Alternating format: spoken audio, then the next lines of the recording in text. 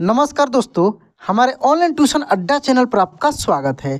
दोस्तों, यदि आपको हिंदी पढ़ने, लिखने और बोलने नहीं आता है, तो यह क्लास आपके लिए बहुत इम्पोर्टेंट होने वाला है, क्योंकि इस क्लास में एक-एक शब्द को बिल्कुल आसान तरीके से आपको पढ़ना, लिखना और बोलना सिखाने वाला हूँ, इस कहानी के माध्यम से, जिसका नाम है शिकार का ऐलान। देख सकते हैं यहाँ पे क्या लिखा है? शिकार का ऐलान। यहाँ पे देखिए दोस्तों, एक शब्द लिखा है गृह मंत्री। देखिए ग में क्या है? री की मात्रा। यहाँ पे पेन का कलर अलग ले लेते हैं अच्छे से समझ में। देखिए यहाँ पे ग में री की मात्रा और ह गृह मंत्री। देखिए माँ के ऊपर बिंदी और ये त्री, इस तरीके से लिखा जाता है गृह मंत्री। उसके बाद देखेंगे यहाँ पे लिखा है सेक्रेटरी। देखिए सेक्रेटरी से, देखिए क में क्या है? पदेन र है, तो इस र, इसको भी र हम लोग बोलते हैं और इसको री बोलते हैं। ये री की मात्रा है और ये र की मात्रा है, पदेन र इसको बोला जाता है। दोनों में काफ़ी अंतर होता है। इसको हम लोग कैसे लिखेंगे? सेक्रेटरी, सेक्रेटरी, इस तरीके से हम लोग इसको पढ़ते हैं, ठीक है। उसके बाद देखेंगे यहाँ पे लिखा है दोस्तों अंगरक्षक। देखिए अंगरक्षक, देखिए अ के ऊपर बिंदी है यानी अंग है, ठीक है। ग अंग रक्षक। देखिए र, देखिए र के बाद क का उच्चारण हो रहा है, इसका मतलब है कि ये वाला छ होगा, ठीक है। खूब ध्यान देना आपको, जब क के साथ छ का उच्चारण हो तो समझ जाना है कि यहाँ पे यही छ होगा, ठीक है। और क क्या हो गया? अंगरक्षक। इस तरीके से आपको बहुत सारे शब्द मिलने वाले हैं आगे। एक एक शब्दों को मैं लिखना भी सिखाऊंगा, जो जो कठिन कठिन शब्द होगा, और पढ़ना तो आपको मैं सिखाऊंगा ही। तो आइए दोस्तों, बिना देरी के हुए इस क्लास को हम शुरू करते हैं। शुरू करने से पहले आपसे रिक्वेस्ट है कि यदि आपने इस चैनल को सब्सक्राइब नहीं किया है तो प्लीज़ दोस्तों इस चैनल को सब्सक्राइब कर लीजिए, नोटिफिकेशन भी ऑन कर लीजिएगा। तो चलिए दोस्तों, यहाँ से हम लोग इसको एक एक करके पढ़ते हैं। एक बार की बात है, एक बार की बात है, एक घने से जंगल में कुछ जानवर रहा करते थे। एक बार की बात है, एक घने से जंगल में कुछ जानवर रहा करते थे। उनमें से एक शेर था, उनमें से एक शेर था और उसकी सेवा में हरदम लोमड़ी, भेड़िया, चीता और चील रहते थे। उसके सेवा में हरदम लोमड़ी, भेड़िया, चीता और चील रहते थे। किस जानवर के? एक मतलब कि कुछ जानवर रहा करते थे, उनमें से एक कौन था? शेर था। उस जानवर के सेवा में ये सब जानवर रहा करते थे। ऐसे आपने सुना होगा कि जंगल का राजा कौन होता है? शेर होता है। लोमड़ी को शेर ने अपनी सेक्रेटरी, चीता को अपना अंगरक्षक और भेड़िए को अपना गृह मंत्री बना रखा था। इनके अलावा चीता दूर दूर की सारी खबरें लाकर शेर को देता था, यानी वो खबरी का काम करता था। यानी वो किसका काम करता था? खबरी का काम करता था। इन चारों को भले ही शेर ने अच्छे अच्छे पद दे रखे थे, लेकिन दूसरे जानवर इन्हें चापलूस मंडली कहते थे। दूसरे जानवर इन्हें क्या कहते थे? चापलूस मंडली है ये सभी, शेर का चापलूसी करते हैं। सबको पता था कि चारों कोई काम करे चाहे न करे, लेकिन शेर की चापलूसी खूब अच्छे से करते हैं। चारों कोई काम करे या नहीं करे, शेर की चापलूसी अच्छे से करते हैं। रोजाना चारों जानवर शेर की बढ़ाई, यहाँ पे होगा बढ़ाई, में कुछ शब्द कह देते थे, जिससे वो खुश हो जाता था। इन सबके चलते जैसे ही शेर शिकार करता था तो अपना पेट भरने तक खाने के बाद वो अपने चारों खास पद में बैठे जानवरों को बाकी का हिस्सा दे देता था। बाकी का हिस्सा उन चारों जानवरों को, जो उनके साथ बैठा था, शेर के साथ बैठा था, उसे खाने के लिए दे देता था। इसी तरह लोमड़ी, भेड़िया, चीता और चील की जिंदगी बड़े ही आराम से कट रही थी। इसी तरह चारों की जिंदगी बड़े ही आराम से कट रही थी।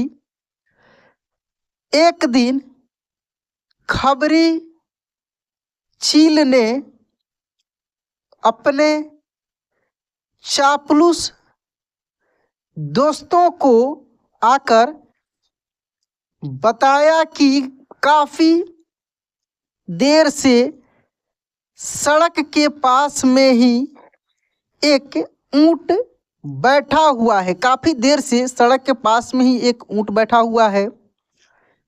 भेड़िया ने सुनते ही पूछा कि क्या वो अपने काफिले वालों से बिछड़ गया है? क्या वो अपने काफिलों वाले से बिछड़ गया है?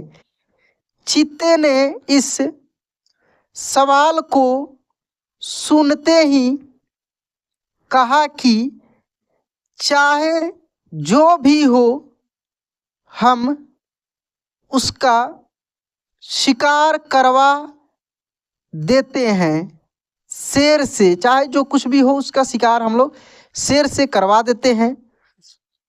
उसके बाद कई दिनों तक आराम से उसे खाएंगे। उसके बाद कई दिनों तक आराम से उसे खाएंगे। इस बात को सहमति देते हुए लोमड़ी ने कहा कि ठीक है, मैं जाकर राजा से यह बात करती हूँ। मैं जाकर राजा से यह बात करती हूँ। किसने कहा? लोमड़ी ने कहा। इतना कहकर सीधे लोमड़ी शेर के पास पहुंची और बड़े ही प्यार से बोली, महाराज, हमारा दूत खबर लेकर आया है कि एक ऊंट हमारे इलाके में आकर सड़क के किनारे में बैठा हुआ है। मुझे किसी ने बताया था कि मनुष्य जिन जानवरों को पालते हैं, मनुष्य जिन जानवरों को पालते हैं, उनका स्वाद काफी अच्छा होता है, एकदम राजाओं के खाने के लायक। अगर आप कहें तो मैं यह ऐलान, यहाँ पे होगा ऐलान, करवा दूं कि वह ऊंट, देखिए यहाँ पे ऊंट लिखा है, ऊंट ऐसे लिखा था, ठीक है, चंद्र बिंदु रहता है, यहाँ पे गलत टाइपिंग हुआ है। ऊंट आपका शिकार है, मैं ऐलान करवा दूं कि वो जो ऊंट है आपका शिकार है। लोमड़ी की अच्छी बातों में आकर शेर ने कहा, ठीक है। इतना कहते ही वह उस जगह पर पहुंच गया जहां ऊंट बैठा हुआ था, जहां ऊंट बैठा हुआ था। शेर ने देखा कि वो ऊंट काफी कमजोर है, शेर ने देखा कि वो ऊंट काफी कमजोर है और उसकी आंखें भी काफी पीली हो चुकी है। उसकी ऐसी हालत शेर से देखी नहीं गई। उसने ऊंट ने पूछा कि दोस्त, तुम्हारी ऐसी हालत कैसे हो गई? तुम्हारी ऐसी हालत कैसे हो गई? कराहते हुए ऊंट ने जवाब दिया, जंगल के राजा, क्या आपको नहीं पता कि सारे इंसान कितने दयाहीन होते हैं? सारी उम्र मुझसे एक व्यापारी ने माल ढुलाया, अब मैं बीमार हो गया तो उसने मुझे अकेले मरने के लिए छोड़ दिया। मैं बीमार हो गया हूँ तो मुझे अकेले मरने के लिए छोड़ दिया है। उसने सोचा कि मैं उसके किसी काम का नहीं रहा, इसी वजह से अब वो मुझे अपने साथ नहीं रख रहा है और न ही मेरा इलाज करवा रहा है। अब आप ही मेरा शिकार कर दीजिए ताकि मुझे इस दर्द से मुक्ति मिल जाए। इन सब बातों को सुनकर शेर काफी दुखी हुआ। उसने ऊंट से कहा कि अब तुम इसी जगह में रहोगे हमारे साथ, यहाँ तुम्हें कोई भी नहीं मारेगा। मैं ऐलान कर देता हूँ कि तुम्हारा शिकार कोई जानवर नहीं करेगा। मैं ऐलान कर देता हूँ कि तुम्हारा शिकार कोई जानवर नहीं करेगा। शेर की इस दयालुता को देखकर चारों चापलूस जानवर दंग रह गए। धीमी आवाज में भेड़िए ने कहा कि कोई नहीं, बाद में इसे किसी तरह से मरवा देंगे। अभी जंगल के राजा का आदेश मान लेते हैं। अभी जंगल के राजा का आदेश मान लेते हैं। ऊंट अब उसी जंगल में आराम से रह रहा था। अच्छे से हरी घास खाते खाते ऊंट एक दिन बिल्कुल स्वस्थ हो गया। वो हमेशा शेर के प्रति आदर भाव रखता था और शेर के दिल में भी उसके लिए दया और प्रेम की भावना थी। अब शेर की शाही सवारी भी स्वस्थ ऊंट निकालता था।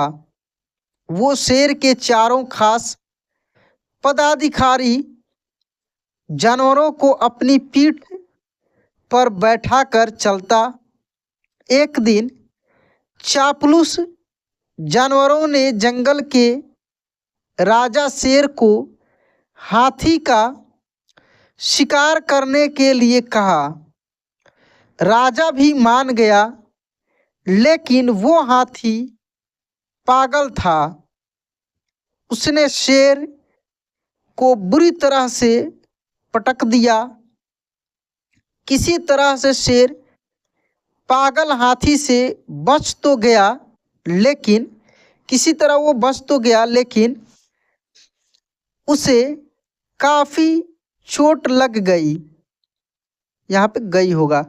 अब बीमार शेर बिना शिकार किए किसी तरह से अपनी जिंदगी जीने लगा। उसके सेवक भी भूखे थे। उनके मन में हुआ कि आखिर ऐसा क्या करें कि कुछ खाने को मिल जाए। फिर उनका ध्यान हट्टे कट्टे हो चुके ऊंट पर गया।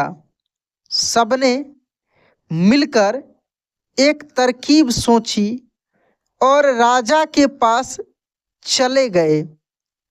सबसे पहले भेड़िए ने कहा कि महाराज, आप कितने दिनों तक भूखे रहेंगे? मेरा शिकार करके मुझे खा लीजिए, आपकी भूख मर जाएगी। फिर चील कहने लगी कि राजा साहब, भेड़िए का मांस खाने लायक नहीं होता है, आप मुझे खा लीजिए। चील को पीछे धकेलते हुए लोमड़ी बोली, तुम्हारा मांस इनके दांतों में ही लगकर रह जाएगा, आप इसे छोड़िए, मुझे खा लीजिए। एकदम से फिर चीता बोला कि इसके शरीर में आपको सिर्फ बाल ही मिलेंगे, आप मुझे खाकर अपनी भूख मिटा लीजिए। ये सब उन चापलूस जानवरों का नाटक था जिसे ऊंट नहीं समझ पाया। उसने भी एकदम से कहा कि महाराज, मेरी जिंदगी तो आपकी ही दी हुई है, आप इस तरह से भूखे क्यों रहेंगे? आप मुझे मारकर खा लीजिए। चारों चापलूस जानवरों को इसी बात का इंतजार था। उन्होंने एकदम कहा कि ठीक है महाराज, आप ऊंट को ही खा लीजिए। अब तो ये खुद ही कह रहा है कि मुझे खा लो, और इसके शरीर में मांस भी काफ़ी ज़्यादा है। अगर आपकी तबीयत ठीक नहीं लग रही है तो इसका शिकार हम कर देते हैं। यदि आपकी तबीयत ठीक नहीं लग रही है तो इसका शिकार हम कर देते हैं। इतना कहते ही चीते और भेड़िए ने मिलकर एक साथ ऊंट पर हमला कर दिया। कुछ ही देर में ऊंट की मौत हो गई। कहानी से क्या सीख मिलती है दोस्तों? अपने आसपास चापलूस लोगों को नहीं रखना चाहिए।